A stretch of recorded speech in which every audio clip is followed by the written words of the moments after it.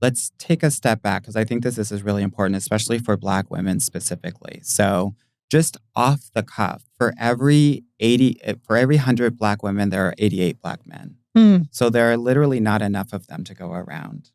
And when you also focus in on the fact that Black men are interracially dating 3 times the rate that Black women are, there are really not enough to go around. Mm-hmm. Especially in these metropolitan cities, there are probably 20 to 25% more Black women than Black men in Ooh, that's Atlanta high. and DC Oh, I'm about to move to Atlanta. and I know. Houston I'm and all of scared. these places. But this is the reason I'm giving you these numbers is so that you understand the dynamic similar to college, right? There are actually more women going to college than men. And so what happens is these men have 6 to 8 women that are chasing after them, the well-to-dos that have a lot going on, and they get to choose. And so one of the reasons why maybe I get a lot of views or controversy is I think that a lot of Black women should date outside of their race Oh, and we'll date definitely want to get everybody. into that. That's a Yeah. lot of the content I've seen. Most of the time I see people celebrate you, but when I see mean comments about you, it's those videos, right? Which, to be honest, they hate that I say it, and that's okay. I don't want to hear it. I personally, no, I know me and her recently on an episode went back and forth about it. Like when I was talking about just mentally getting over the trauma of not really feeling safe with Black men, but still wanting to only be with and only being physically and sexually attracted to them. I have zero desire to date outside of Black men. So when that seems to be normally the answer that people give me in terms of my journey through dating and finding love, it's a little frustrating, like personally. And ironically, it's coming from an interracial person. But biracial. I'm like, what? I'm like, wait, I'm off here a little bit. But yeah, so I do want to hear a little bit more of this sentiment. I understand the statistics and the odds. Again, I'm about to be moving to Atlanta. My friends live there. I get it's fucking hard. But why is that the answer? Because there's power in choice. Okay. And you don't have much of a choice when you only hyper-focus on Black men. You lose your power. So I did a lot of videos about the statistics of this, right? And if you just focus on Black men, you're really only looking at one, and this is for relationship ready, well-to-do, right? You're looking at 2% of the population. I thought you was about to say 2 people. I thought so too, baby. That's what it feel like out here. I thought it was a joke coming. But think about this, right? Okay. 2% of men out there that are relationship ready, that are ready to provide, that are not gay, that are not in jail, that all of this, That have right? the emotional intelligence. What I'm capacity, telling women is that when you, and I'm not just saying white dudes, everybody, right? Okay. That you 7x your chances of being able to find your person because of the population that you are shopping in. Yeah. Okay, I'll open it to Dominicans. I'm here to share that. Oftentimes, what will happen is I'm focused on Black women finding love and having the best person be with them. Right. I don't really care what package it's in.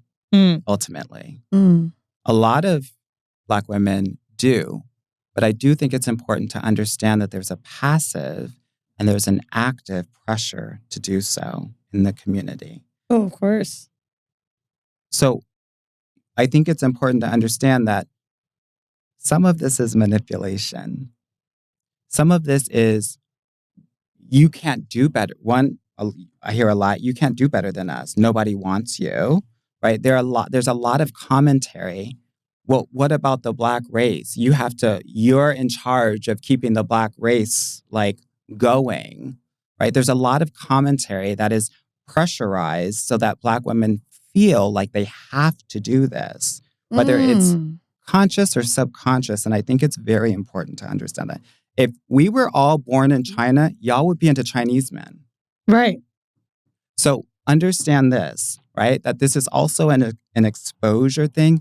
And I want to be really clear when I say this, but sensitive. This is also this is also a trauma response for a lot of our unfulfilled relationships with our fathers. Can I ask you, even though I'm the one with the black mom and the black dad, but I looked at you because I got the black I dad, want to but get that connection. I don't want, ironically, I don't want anyone like my father.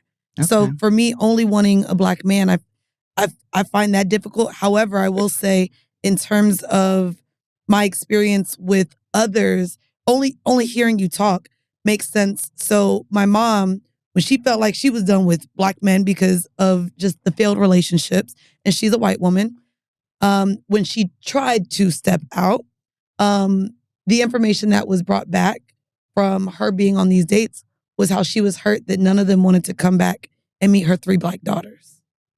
So to me, knowing that my mom is a white woman, no other race ever wanted to like be with a white woman with 3 black girls. I just never felt like any of them races wanted me, period. And then I also went to all black schools. So that was my environment. That's what I grew up around, you know? But I guess that's how I felt it on the other end then. Not really my dad, but maybe my mom's experience. Yeah. Again, if sometimes, and it works both ways. If you have a great relationship with your dad, you want to kind of reinvent that. Right. When you don't have a great relationship with your dad, you want to rewrite history so that you still feel like the void that you have within is filled with your new black partner. Does this connect with men with their mothers?